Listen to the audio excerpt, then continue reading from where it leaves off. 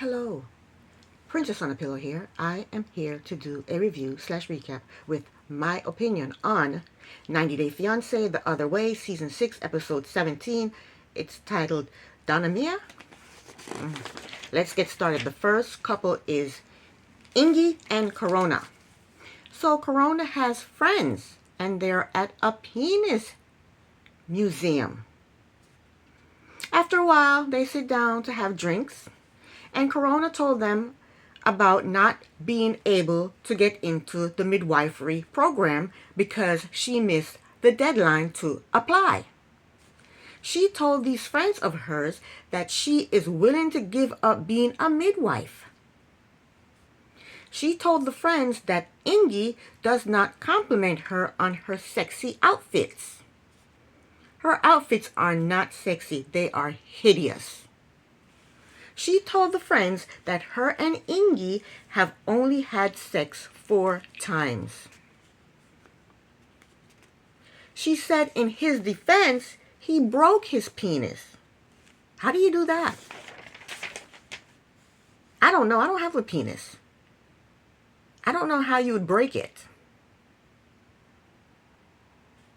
Come to find out, Corona is the one who broke his penis the last time she came to Ireland. So his penis has been broken for a while.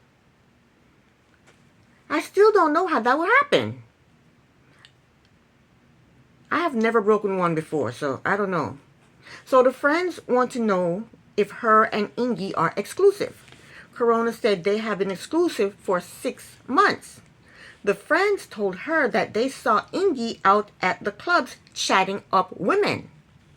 So Corona is not 100% sure that her and Ingy are on the same page when it comes to their relationship. So next, Corona and Ingy, they go to a pub. Corona is fully dressed. For once, she's fully dressed. She's not showing any breasts, cleavage, nothing. She's fully dressed. They're playing darts and they're talking about the penis museum. Then Corona told Ingy that her friends saw him out at the bars talking to girls. Ingy said, yeah, my friends. Corona said, they were just friends? Ingy said, yes. Corona said, okay. Ingy said, when I go out, I talk to people. That's what I do. He said, did they see me making out on the dance floor? Corona said, were you? He said, no. I have nothing to hide. And he said, I don't like being accused of shit I didn't do. So now she just messed his whole mood up. Because he's a happy-go-lucky person, you know? And now he's annoyed. So then she got pissed and told him he was being too defensive.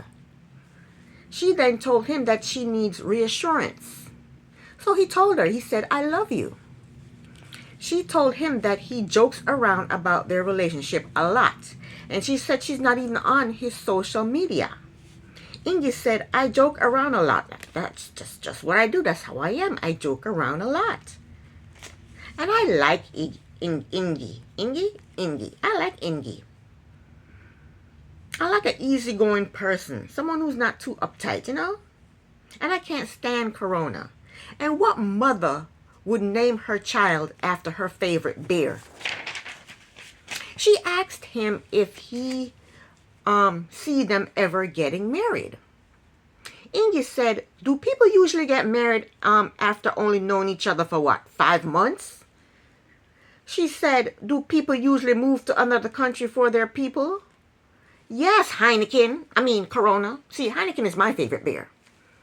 Yes, Corona, people move to other countries for their people. You're on a show called 90 Day Fiance, and that's what they do. Oh, yeah.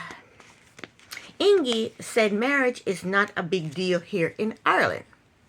Corona said, well, your parents are married, your brother is married, your sister is married, your cousin is married, your uncle is married.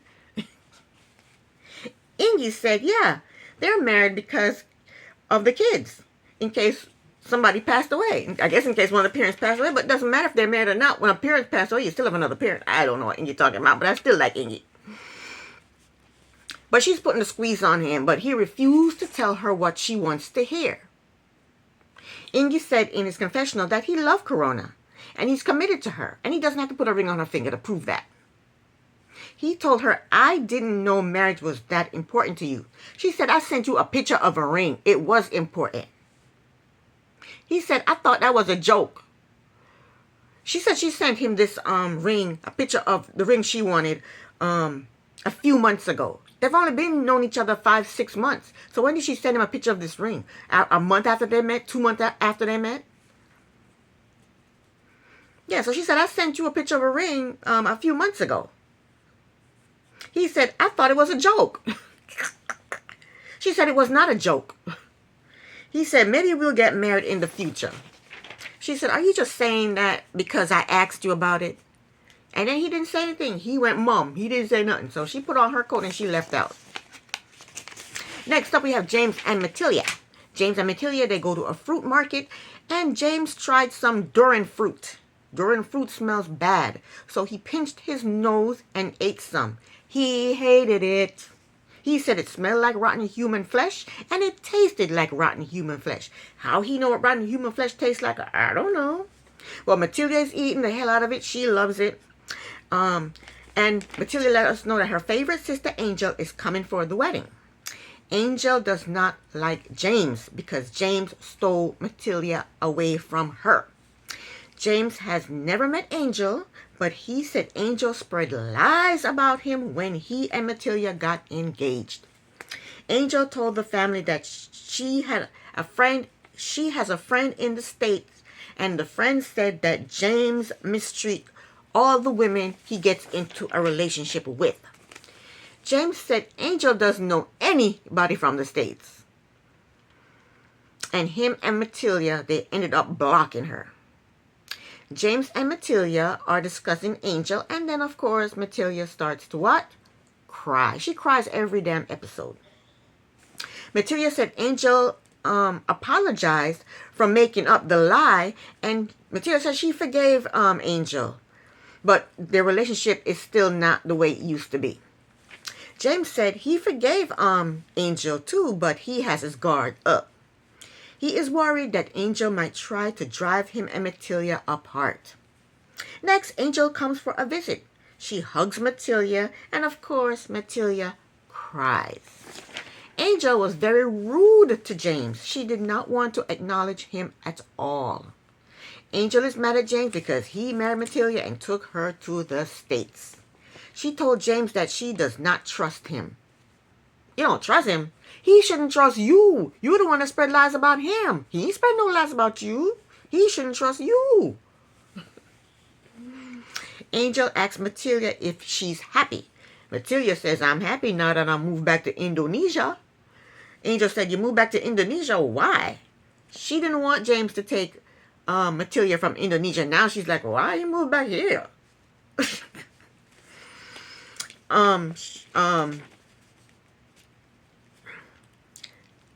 Matilda, Angel's like, there's nothing here for y'all. How is he gonna get a job here? How's James gonna get a job here in Indonesia? Well, Matilda told her, we'll figure it out. And I think Angel is jealous of Matilda. Matilda found an American man to marry, and where's her husband? Where he at? Where he at? Where he at? Where her husband? Because she is mad at James for no reason at all. Matilda has to grow up and get married and move away and start her own family. Why are you mad at James? Why not be mad at Matilda? She's the one that went on Instagram and found her a man. She's the one that did that. Next up, we have Joan and Sean. I really don't like their story, but let's go through it. Joan and Sean FaceTime with Joan's mother. It's the first time Sean is meeting Joan's mother. Sean apologizes to her for meeting her now after 3 years. Her mother's name is Donna. The mother asks Sean if he is going to take her daughter and grandsons away from her. See, she's selfish. She's selfish. All she cares about is losing her daughter and her grandkids. She don't care about her daughter's happiness. Girl, bye. Sean basically told her that he would like for everybody to be under the same roof.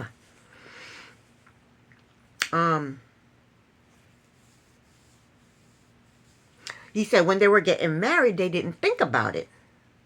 And that's a lie. They thought about it. They just didn't care. They didn't care. Now they care, but they didn't care at the time.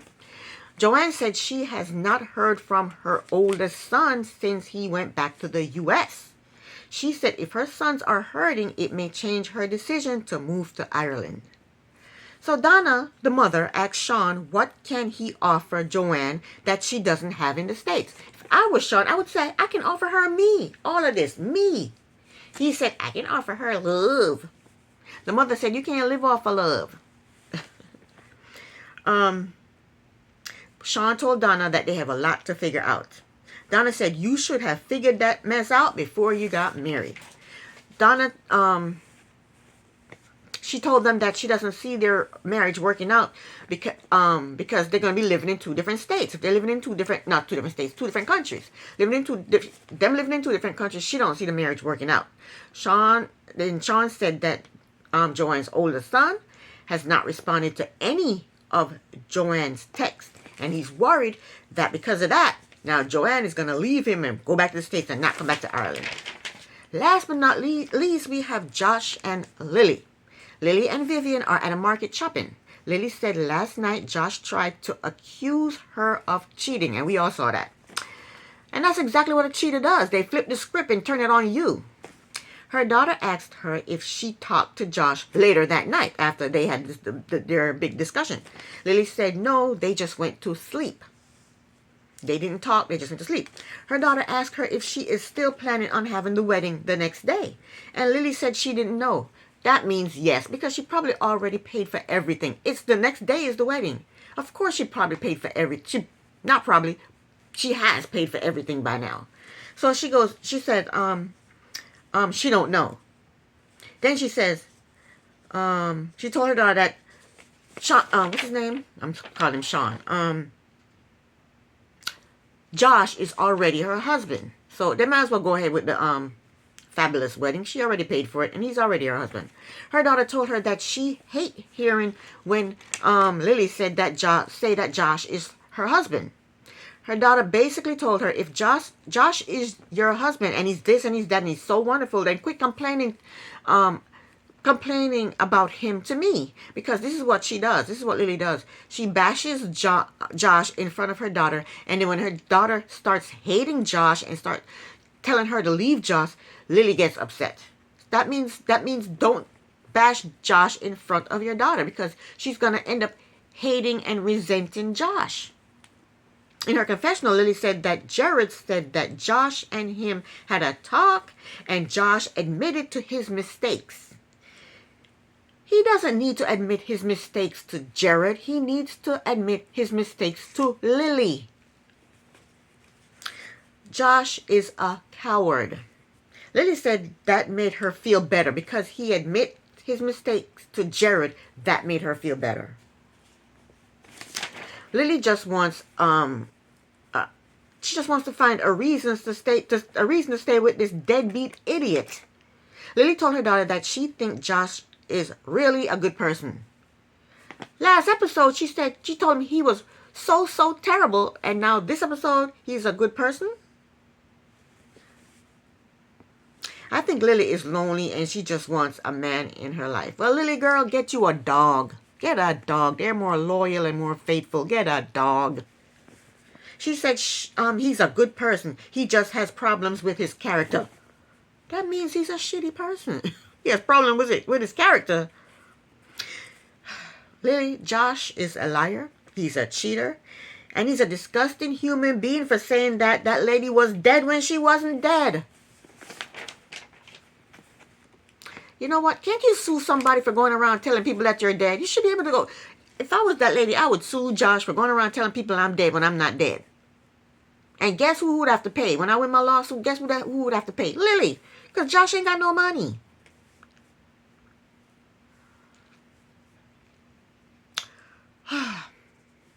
Lily said Josh is very sensitive. Where? Where is he sensitive at? He is disgustingly rude to her daughter. He was disgustingly rude to her. And he's going around telling people are dead when they're not.